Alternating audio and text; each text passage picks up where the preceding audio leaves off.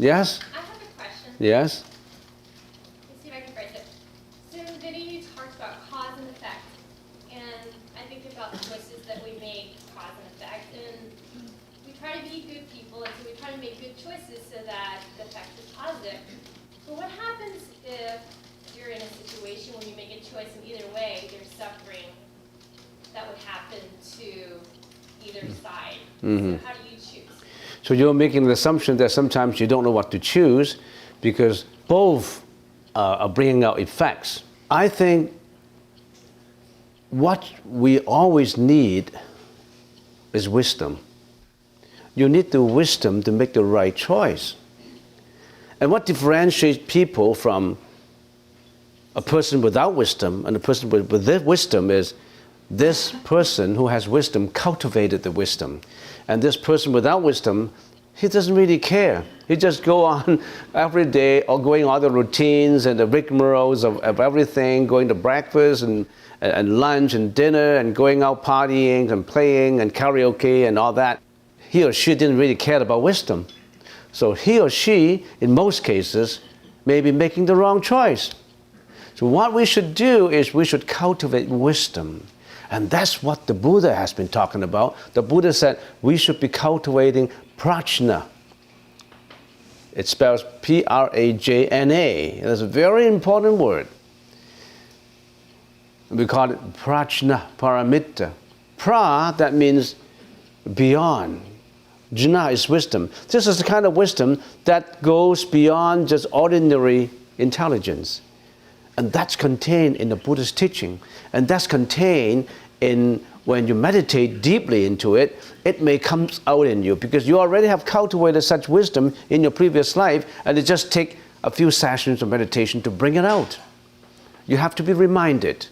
And some people who practice meditation before in the previous life, sometimes they come for a few sessions and it triggers the seeds. All the seeds of meditations will be wriggling and going, and all these flowers will be trying to sprout out. So that's the purpose of building a temple. That's the purpose of this monk or many other monks who's giving you lectures, is to make sure that the seeds in you are ready to sprout and blossom. And some may not have the seeds. If you haven't got those seeds, we just sow those seeds for you. We spread those seeds in your field of mentality.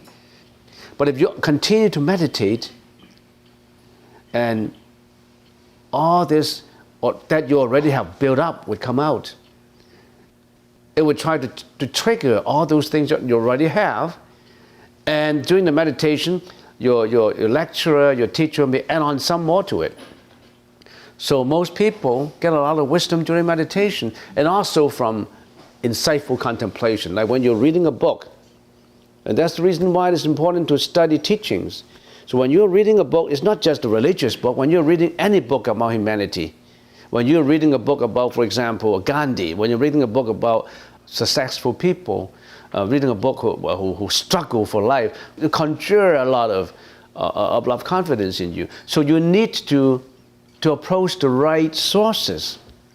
However, if all your friends are friends of alcohol, or friends of mad music, or friends of sexual pleasures, then you're doomed to be worse than you actually should be. So to make the right choice, there's no formula saying, okay, when you do this, this is the formula to make the right choice. This would lead to a bad choice. We don't have a formula like that. There are formulas like that. They're very simple ones, like do not hurt others, do not kill, do not lie, do not slander. But even those formulas, people don't listen to them. In our 5 precepts, we already have formulated something for you that would help you to stay away from the vices of suffering. It takes a lot of people who tell you what to do. You know, there's no answer to that, but build up the wisdom for it. I saw a hand raised in there, so yes? You want to add something to it? Can I ask a question? Yeah? We sometimes chant Heart Sutra or the words of Heart Sutra. I was wondering, because it talks about voidness, emptiness. Yes? There's nothing to be attained. Yeah. There's no enlightenment. Yeah. There's no defilement. So Yeah. I'm a bit confused. When it says there's nothing to be obtained, oh yes, you want to make a comment to it, that's fine. So can you make a comment to it, Lee? Nothing to be obtained because you already have it. You are already enlightened. You're just not aware of it yet. And there's no birth, there's no death. Like, there are several... Because you're already born. Are you not born yet? Voidness and emptiness does not mean that there's nothing. Does not mean that.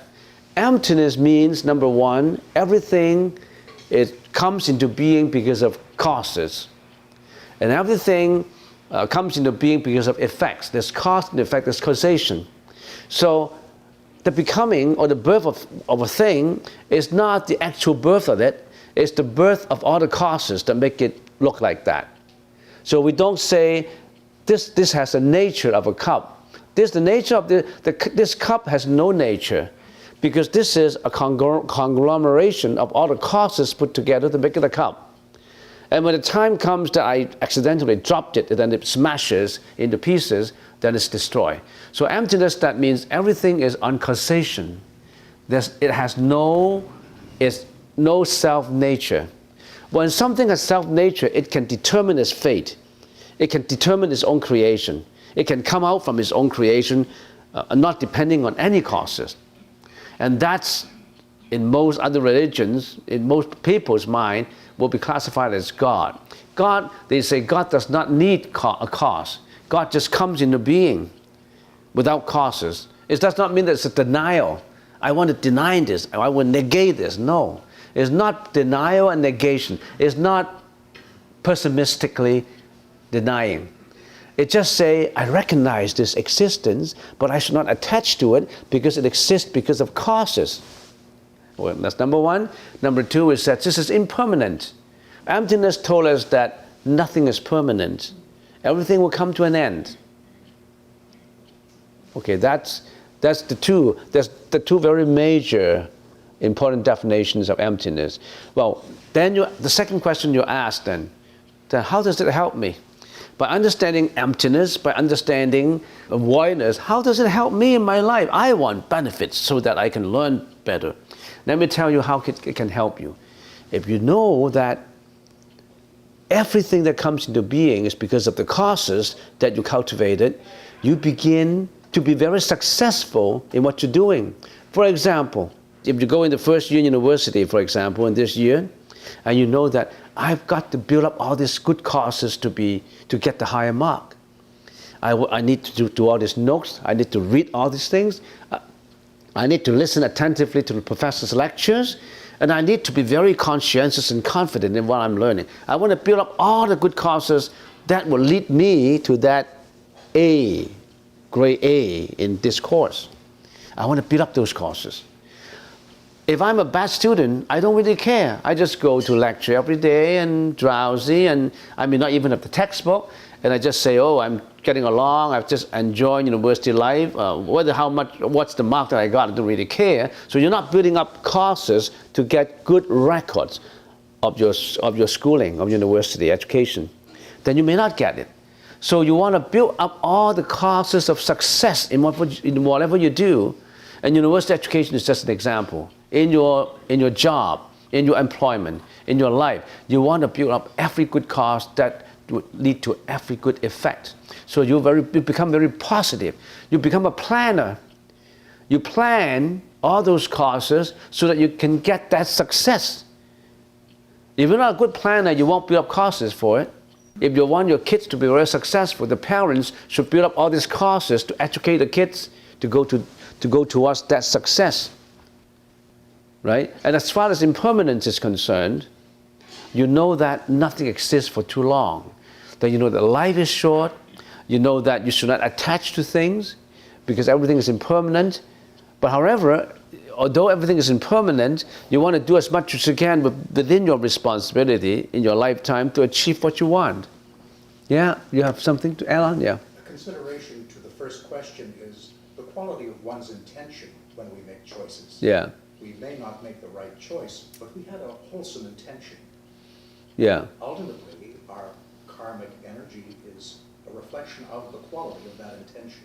Yeah, I that's a meant to good do comment. well, Yeah. but it didn't work out that way. That's right. If you already have meditated, and if you have done all your best, if you always meditate, if you're always in the process of building up your prajna, your wisdom, the probability that you commit errors is gradually getting less and less and less until it comes up to maybe about 0.5%.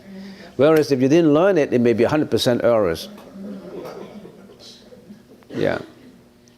Just a few words on the meditation. Some people may not fully understand. What is meditation? Meditation is an introversion of your attention to purify your mind. An introversion of attention. That means you are not trying to divert all your attention outside and attach to them. What do we do if we do not have introversion of attention? What do we do? Usually all our attention is extroversion. So that's the difference between an extrovert, sometimes we say, and an introvert. And sometimes we say, I'm an introvert, I'm a failure. And look at those extroverts, they are sociable, they get along with other people. There's no such thing as right or wrong in being an introvert. As a matter of fact, if you read biographies, autobiographies or biographies of successful people, most of them are introverts. So don't blame yourself for being not sociable. What happened to you in your daily life? How do you interact with the surroundings? You interact through what? Through your senses. You interact through your senses. Through your eyes, your ears, your nose, your tongue, your body. Your eyes see, right? Your eyes see. And when your eyes see something, then your attention is paying to that object. And you may be enticed by that object. If you're being attracted to that object, many, many effects will come out. Sometimes with good effects and bad effects, but then you're extrovert, you're being attracted by the object. Your eyes are being attracted by the objects. Your eyes, your ears, you listen to music, your ears listen to it and you're being attracted to it. So all your senses go out. Your tongue, you taste the food, your nose smell the fragrance, your body feel the touch. All your senses work extrovert. And when your senses go extrovert, they're not under control. Most of the time they're not under control.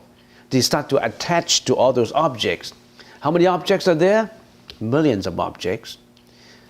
Just my eyes, for example. I see this thing. I don't like it. I hate it. And you have a hatred built up because of this sight. I see these flowers. I love these flowers. So you have a beloved relationship with the flowers that build up. There's another emotion built up. You go into shopping and you see a diamond ring. You say, oh, how beautiful that diamond ring. I don't have enough money. Maybe when nobody noticed it, I would just put it in my pocket. So that sight of the diamond ring increase your greediness and you want to steal it. You want to possess it. So your eyes lead you to do many other things. And how many objects are there that your eyes will lead you to do? Uncountable, immeasurable. But then when you are meditating, you say, no more of those. You want to be introversion of attention to purify the mind. So all these senses are going out. Now you don't want to be cheated by all these things because you react to all these things. When we say react, you react with emotions. You react with passion. You react with desires. You react with greediness. You react with jealousy, with hatred, with envy, with lots of these emotions. You react your emotion to what your senses feel outside. If you're meditating, you're not doing the same thing anymore. You have more wisdom. Because what? Because you step back and look at your own reaction. When you're meditating, you stand back. You're not that person. You stand back and look at I see this lady. I react to it with the sensual desire. Now I look at this reaction. I say, no more of this reaction. So you look at your reaction instead of have your senses being enticed and cheated by the outside. Who can examine one's own reaction? One is just submerged in reactions and act accordingly. They are not objectively standing behind their own reactions and examine it. They don't do that. If you can successfully, you can be objective judge, standing behind the panel, looking at all these reactions and not be cheated by them, you are a saint. You are a saint, and you will be away from suffering, because it's most of the time these emotional reactions lead you to suffering. Most of the time, 99% of the time. Now you're objectively sitting behind it. You don't get cheated by it. You are enjoying happiness, not a reaction. You're responding to a reaction. A response is different from a reaction. A reaction is emotional. A response is rational. Which one you prefer? You want to be objectively rational, right? Because why? Because your life will be happier by being rational. Your life will be doomed for failure if you are irrational. So the Buddha's teaching is lead you to happiness. But how many people would really enjoy doing that? How many people will be enjoying meditation? They will be enjoying the alcohol, not meditation. If you come to a point that, oh, if I can go home and meditate for 1 hour now, I would feel extremely happy. The left hemisphere here is responsible for learning, for names, since birth, for memories, for actions, the languages and everything, the left. And this right is very insightful. It corrects you. It heals you. It's philosophical. It's beyond, it's metaphysical. As a matter of fact, many of this right hemisphere of the brain, you only used up 10% of it. You haven't used it up. If you have a brain damage, if it's on the left side, then you lost your memory. You lost your names, you lost what you learned. But if you haven't damaged the right side, your right side will be a healing effect to heal the left side. And you'll be amazed that doctor can heal up the left side. So that left side of the brain is where, when you're meditating, you're exploring into it. The right side of the brain, you're exploring more and more into it. Even the scientists haven't really explored that much. They only can explore 10% of what is in there. But if you continue to explore using your meditation on the right side of the brain, then you will find you're at one with the universe. You will find that your wisdom level has increased more and more. The magic is there. And I still need to remind you to read that book, which is really good, A Stroke of Insight. That book is called A Stroke of Insight, where a brain scientist, Harvard University, he had a brain hemorrhage. Is it called hemorrhage? She had A stroke. She had a stroke, and a lot of blood comes out from the left side of the brain. And she couldn't speak, couldn't remember, lost her memory, lost everything. But she's a scientist, a brain scientist.